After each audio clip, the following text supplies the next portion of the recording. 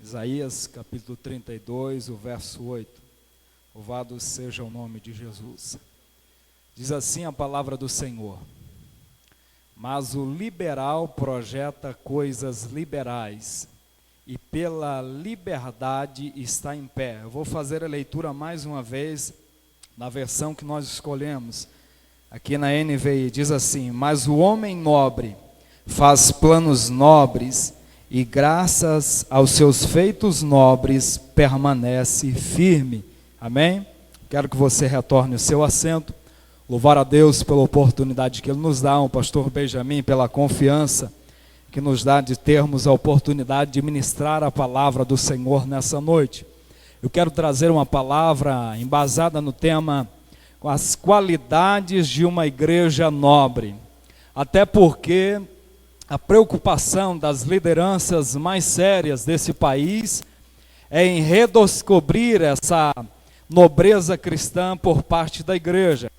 Até porque a igreja está passando por uma época, uma fase em que ela tem sido atacada em várias áreas, principalmente nas áreas comportamental, com relação ao caráter, como a igreja se apresenta diante de uma sociedade cuja qual nós estamos vivendo nos dias odiernos.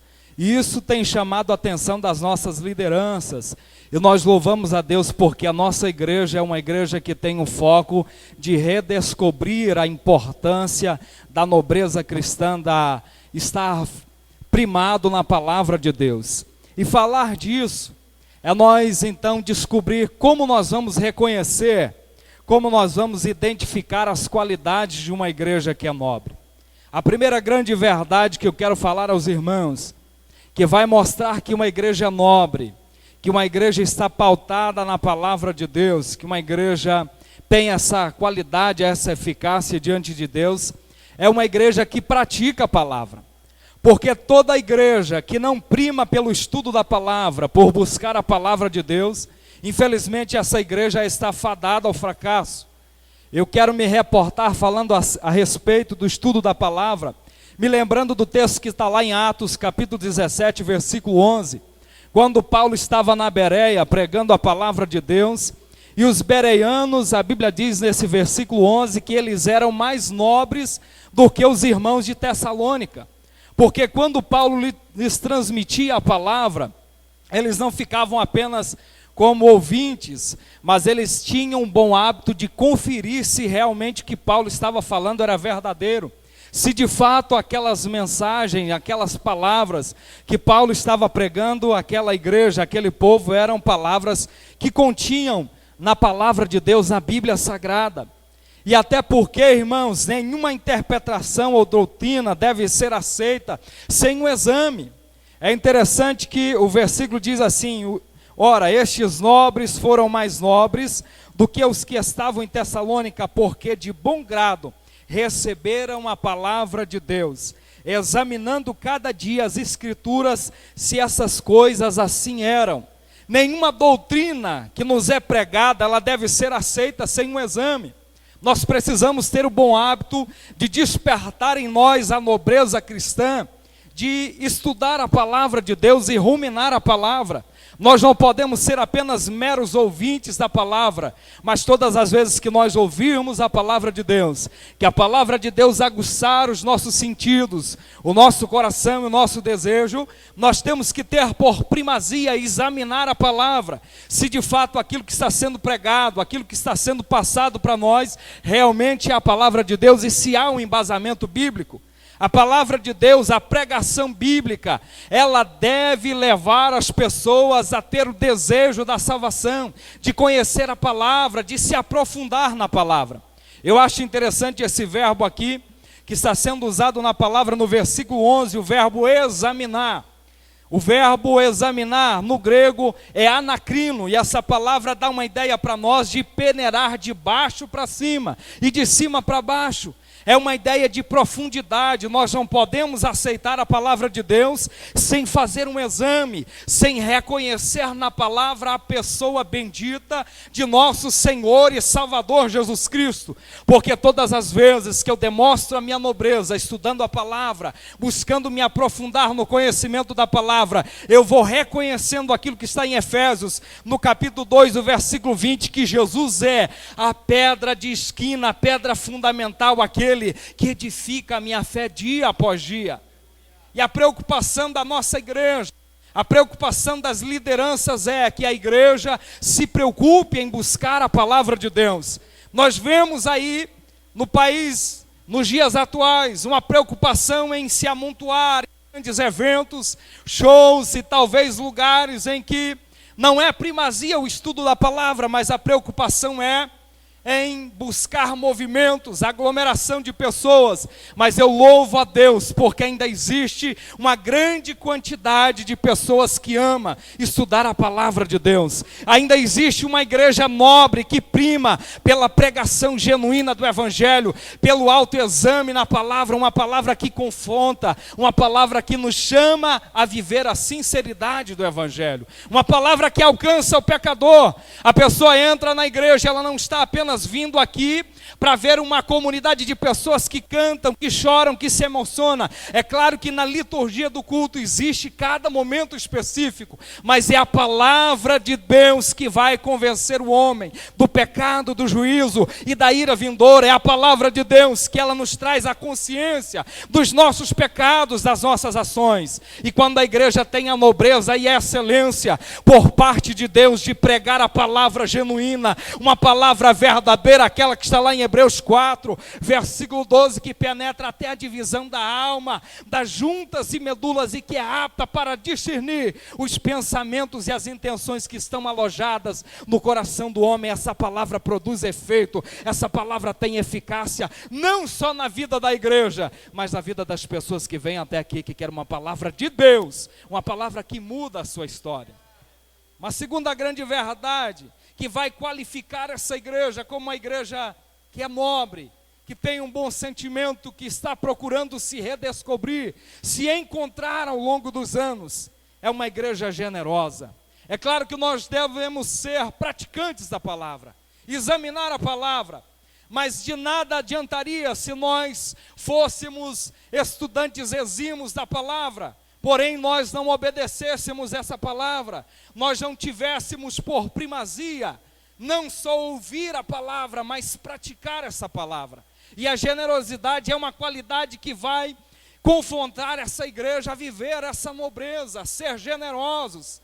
Ser generosos, a Bíblia me diz lá em 2 Coríntios, no capítulo 8, versículo 2, como de muita prova de tribulação, houve abundância do seu gozo, e como a sua profunda pobreza superabundou em riquezas da sua generosidade. Quando Paulo estava pedindo uma oferta missionária para a igreja, ele então estava congratulando a Deus. Esse texto, se você quiser ler o contexto, a partir dos versículos, Paulo vai louvar a Deus pela vida daquela igreja que estava sendo generosa, com uma oferta missionária, uma oferta liberal, estava ofertando a Deus com liberalidade. Louvado seja o nome de Jesus. E nós sermos generosos, é nós sermos voluntários, para ofertar, para abençoar a obra de Deus. Existe um adágio por aí, uma linguagem, um trocadilho que a gente sempre ouve, talvez nos trabalhos, na faculdade, que alguém está dizendo: você está dando dinheiro para enriquecer o pastor,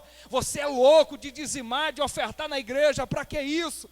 Você está se tornando escravo de uma entidade. Mas nós estamos ofertando ao nosso Deus, porque nós não somos escravos do nosso dinheiro, mas nós somos fiéis a Deus e temos a generosidade. Há uma nobreza da nossa parte em reconhecer de que aquilo que nós temos é primeiro Deus que nos dá a graça, a força, a saúde para trabalhar nas nossas profissões. Qualificado, Deus é que abre porta, Deus é que nos abençoa. E a partir do momento que Deus nos abençoa, eu tenho uma gratidão no meu coração para ser generoso, para reconhecer tudo que Deus faz na minha vida. É Deus entregando a mim e eu retribuindo aquilo que Deus me dá com gratidão, com generosidade. Louvado seja o nome de Jesus. E até porque a contribuição é uma prova do nosso amor para com Deus. Não adianta eu ter aquele amor pela obra, pelas pessoas, e talvez eu não consiga materializar esse amor, essa fé que eu professo. Porque quando você abençoa alguém que não tem a condição, quando você abençoa alguém da sua própria igreja, quando você ajuda alguém, você está materializando o seu amor, você está demonstrando a sua nobreza, até porque a generosidade é uma das qualidades que vão tipificar um verdadeiro nobre, uma igreja que tem esse perfil da nobreza. Não é só nós admirarmos o estudo da palavra, não é só nós primarmos pela palavra, mas nós fazermos essa palavra valer a pena na nossa vida, na nossa contextualização de vida, sendo generosos, sendo fiéis a Deus, dizendo: Deus, eu quero te louvar por tudo que o Senhor é, eu quero ter liberalidade no meu coração para ofertar, e eu te chamo a atenção nessa noite para isso. Talvez você não tenha um bom hábito de ofertar ou de ser um dizimista fiel, mas eu quero te chamar a esse compromisso nessa noite. A partir do momento que você fazer esse compromisso com Deus, Deus vai derramar sobre a sua vida uma bênção tal, como está lá em Malaquias, no capítulo 3, versículo 10. Nós temos que fazer prova desse Deus, é mandamento, é a palavra de Deus. Nós seremos nobres se nós formos generosos diante de Deus, se nós ofertarmos a Deus aquilo que nós temos de melhor, com coração voluntário, com generosidade, sendo gratos a Deus por tudo que Ele é.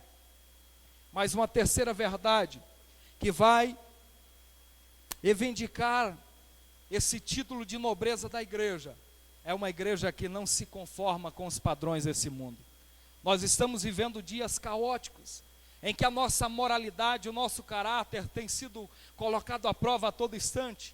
A Bíblia diz lá na carta de Paulo aos Romanos, no capítulo 12, verso 2: e não vos conformeis com este mundo, mas transformai-vos pela renovação do vosso entendimento, para que experimenteis qual a boa, agradável e perfeita vontade de Deus. Uma igreja nobre é uma igreja que pratica a palavra, é uma igreja que é generosa, mas é uma igreja que não se conforma com o mundo atual. Uma igreja que não se deixa influenciar pelo mundo atual, mas uma igreja que influencia as pessoas da sociedade. Uma igreja que influencia as pessoas da sua casa, da sua família. Nós devemos reconhecer a todo instante que o sistema mundano em que nós estamos vivendo, ele pertence a Satanás, está sob o domínio de Satanás. Isso não significa dizer que Deus perdeu o controle. Alguém me enviou um vídeo alguns dias atrás, e eu achando interessante a colocação da pessoa que estava no vídeo, que ele dizia que a era da igreja atual é uma era mais pobre, uma era tão difícil, até que em certo ponto há alguma verdade nisso, mas eu acredito que Deus nunca perdeu o controle da situação, porque Ele sempre contou com um remanescente fiel na terra, que é nobre, que prima pela palavra e que não se conforma com o mundo. Um remanescente que prima por estudar a palavra, por não se conformar. O sistema mundano está dizendo a todo instante que nós devemos ceder aquilo que vem para bombardear a nossa fé. Mas a Bíblia diz para nós lá na segunda carta de Pedro, capítulo 3, versículo 15, que nós temos que estar prontos a todo instante para responder a qualquer pessoa que pedir razão da nossa fé. Eu tenho convicção da fé que eu tenho no meu Deus, na fé, na palavra, na verdade do evangelho que eu vivo, aleluia. Pessoas que estão na igreja para passar um tempo, ou porque os pais obrigam, ou porque ela está em um ritual de família que é passado de pai para filho. Não, eu tenho uma identidade, eu sou nobre de nascimento, porque Jesus me adotou na sua família, e eu agora tenho um sangue nobre, porque corre o sangue de Jesus de Nazaré nas minhas veias, eu sou lavado e remido pelo sangue de Jesus. Há um mundanismo filosófico, humanista, de tantas coisas que estão querendo descredenciar a igreja, que estão tentando abafar a igreja. São tantas situações, mas a igreja não deve se conformar com o mundo, porque a igreja é nobre de nascimento. A inveja, a calúnia, o mundanismo, o homossexualismo, a idolatria, a perversidade, a política, a barganha, usar a igreja como um recurso para ganhar dinheiro, finança, para se autoprojetar. Mas a igreja que não se conforma com o mundo é uma igreja verdadeira que está firme na palavra, uma igreja que, aleluia, louva o nome de Jesus a todo instante. Nós não devemos nos conformar, devemos conformar a nossa mente à maneira de Cristo, para que as nossas verdades, os nossos projetos, os nossos sonhos, os nossos ideais de Deus passem pelo crivo da palavra. Eu quero sonhar aquilo que Deus sonha para mim, eu não quero me conformar com o mundo, mas eu quero me conformar com a vontade de Deus para a minha vida. Há pelo menos duas vertentes da vontade de Deus. É a vontade permissiva de Deus, que é aquela vontade que de quanto mais eu insisto em algo que não vai dar certo, que não é bom para mim, Deus permita que algo aconteça na minha vida. Mas existe uma segunda vertente da vontade de Deus, é a vontade diretiva, a vontade que Deus direciona para a nossa vida. E conformar a nossa mente à vontade de Deus é estar na direção de Deus. Deus tem um plano para mim. A Bíblia diz em Provérbios 16, o verso 1, que os planos e as intenções procedem lá do coração do homem, mas Deus, ele tem resposta da boca para o tempo certo, na hora certa, quando a minha mente está conformada à vontade de Deus, ao projeto de Deus, para ver aquilo que é possível, aquilo que é do agrado de Deus. Eu não estou titubeando entre dois caminhos, mas eu estou firme na palavra, porque eu tenho confiança e eu tenho convicção no Deus que eu sirvo. Aleluia, louvado seja o nome de Jesus. Uma terceira verdade que vai qualificar a igreja como a igreja que é nobre, é a fidelidade. Nós temos que ser bons praticantes da palavra, nós temos que ser estudiosos da palavra, nós temos que demonstrar a nossa generosidade. Nós não podemos nos conformar com esse mundo, mas nós também precisamos ser fiéis à palavra de Deus. Quando nós demonstramos a nossa fidelidade, através do nosso comportamento, das nossas ações, nós estamos dignificando o Deus cujo qual nós servimos. Não é apenas ao pastor da igreja, a um grupo de obreiros, ao ministério, uma liderança eclesiástica de nível nacional, mas nós estamos reverenciando ao nosso Deus, que exige de nós a nossa fidelidade. E eu quero usar como exemplo para falar da fidelidade, num texto que está lá em Jó, capítulo 1, versículo 1, que dizia assim: na terra de Uz vivia um homem chamado Jó. Era um homem íntegro, justo, temia a Deus e evitava fazer o mal. Só vai ser nobre a igreja que é fiel. Uma igreja fiel, uma igreja nobre, uma igreja que prima em obedecer a palavra. A Bíblia diz que na terra de Uz existia um homem que era nobre, que possuía títulos, que possuía riqueza, uma família abençoada, mas um homem que primava pela sua integridade, pela sua conduta moral, um homem que era justo diante de Deus e que fazia por onde a todo instante na sua vida de se desviar do mal. Ser fiel é ser íntegro, a minha integridade, zelar pela minha moral, pela minha conduta. Como que eu vou estar aqui na igreja travestido de crente, louvando a Deus com a equipe de louvor, vindo às escolas dominicais, participando em algum dos grupos de estudo da igreja, MMI, Hombridade, tantos outros, mas se a minha integridade ela é colocada à prova a todo instante, quando eu tenho a oportunidade do meu trabalho de um vídeo pornográfico, alguma coisa que vai me descredenciar como cristão, eu já logo caio, eu perco o meu título de nobreza. Mas a palavra de Deus está nos convocando nessa noite a sermos fiéis a Deus, até porque a Bíblia diz no Salmo 7, versículo 8, que Deus nos julgará pela nossa integridade. Se nós formos fiéis, se nós formos íntegros, se nós não apenas sermos leitores dessa palavra, mas praticantes, Deus nos julgará pela nossa integridade, por aquilo que nós fazemos, por aquilo que nós vivemos, por aquilo que nós pregamos. Nós somos responsáveis por essa palavra, por essa verdade. Praticar a justiça. A justiça também é um dos atributos de Deus, mas é um atributo comunicável, porque Deus também nos permite comunicar a justiça. E Deus é justo na sua sã consciência, no seu poder, na sua supremacia. Mas a qualidade de justiça é levar as pessoas a Deus, é permitir que mais pessoas tenham acesso a Deus, é ser íntegro. é ser honesto nos meus negócios, na minha vida, no meu casamento, no meu ministério, na minha chamada. Eu não vou ser nobre em momento algum, eu não vou ser uma igreja que tem qualidades nobres, se eu erro na justiça, se eu sou falho nos meus negócios, se eu sou crente dentro da igreja, mas o meu choeque lá na praça, ele não é crente.